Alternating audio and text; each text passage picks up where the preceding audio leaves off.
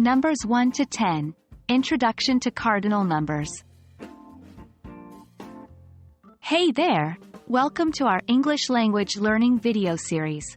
In today's lesson, we're going to dive into the fascinating world of numbers in English. Specifically, we'll be focusing on the cardinal numbers from 1 to 10. So, let's get started. In this section, we'll cover the numbers from 1 to 5. Let's take a look at each of them.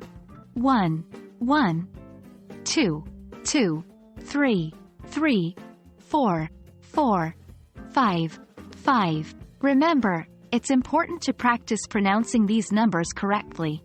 Repeat after me.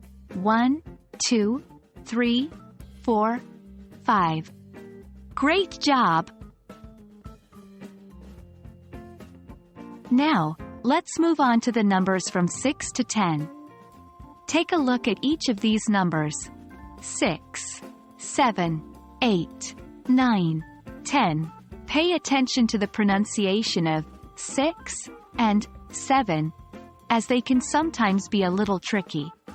Practice saying them aloud until you feel comfortable.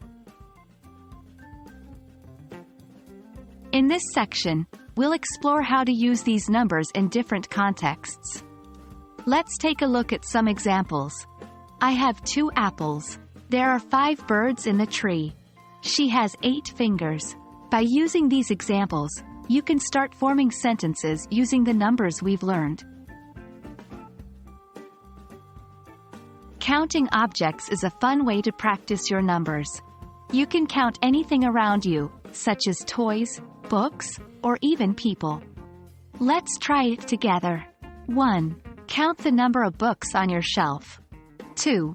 Count the number of fingers on your hand. 3. Count the number of chairs in the room. Remember to say the numbers out loud as you count. This will help reinforce your pronunciation skills.